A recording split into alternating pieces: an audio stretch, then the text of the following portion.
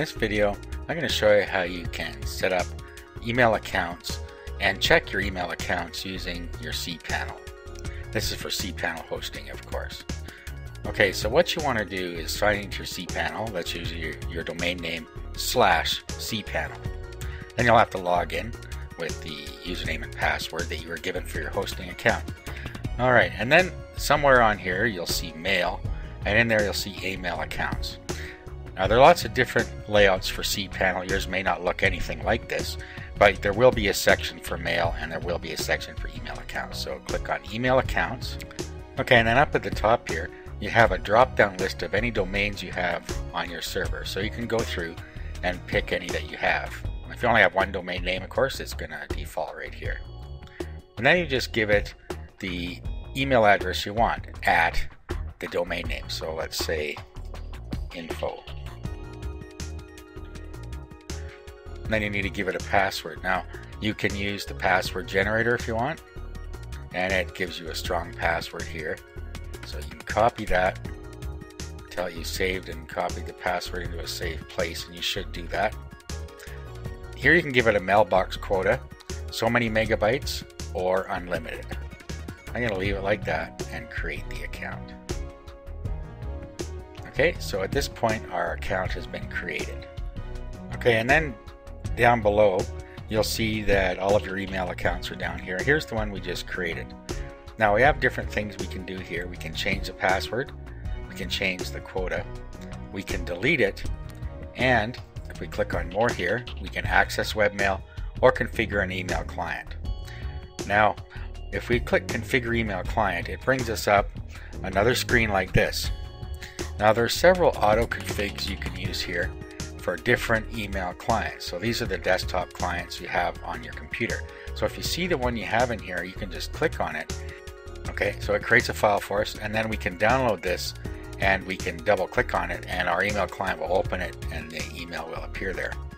Now if it's not in here, you have down here manual settings. So you can take all this, well you can just do it from here. You open up your email client and then you put in the appropriate parameters. Let's go put this into Windows Mail. So this is just an example. So what you want to do now is go to Accounts and then click on Email. Okay, so we put our email address in here. Okay, now our password. So we save that here. Or I saved it in a notepad so I know where it was. Paste that in here.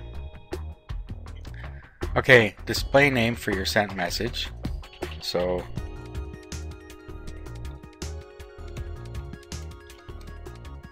you can put your own name here, whatever you like.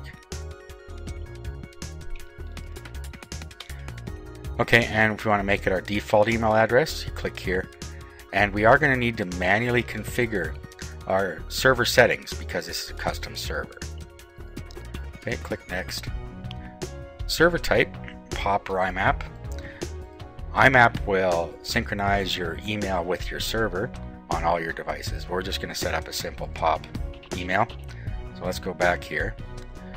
Our username is right here. So copy this. And that goes to here. Username. And then the server address. So incoming mail server is here. And take note of any port for the incoming server. If it does have a port, you need to use it. You see the outgoing have ports. But the incoming means it's going to use the default since it's not specifying a port. Okay, so we can put server address. And it doesn't say it requires a secure connection. If we want to use a secure connection, then we have to use this one, the SSL. Okay, and then back again. Next, we have our server address for our outgoing email, which is actually the same. If you look here, outgoing mail server is the same, but requires authentication and uses port 25. So paste that in there again. Requires authentication. Not that one. Requires authentication uses port 25. Okay, if we're going to use SSL, again, we can use the outgoing SSL server, and we can put this in there. Okay, so back we go. Click next, and it has now created the email account for us.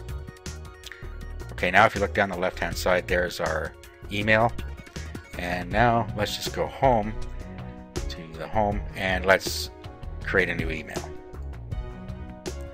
So email message. So test it out by sending an email to another email account, and then do the reverse send from the other email account to this account and make sure it works. And if you set it up just like I showed you, it will work.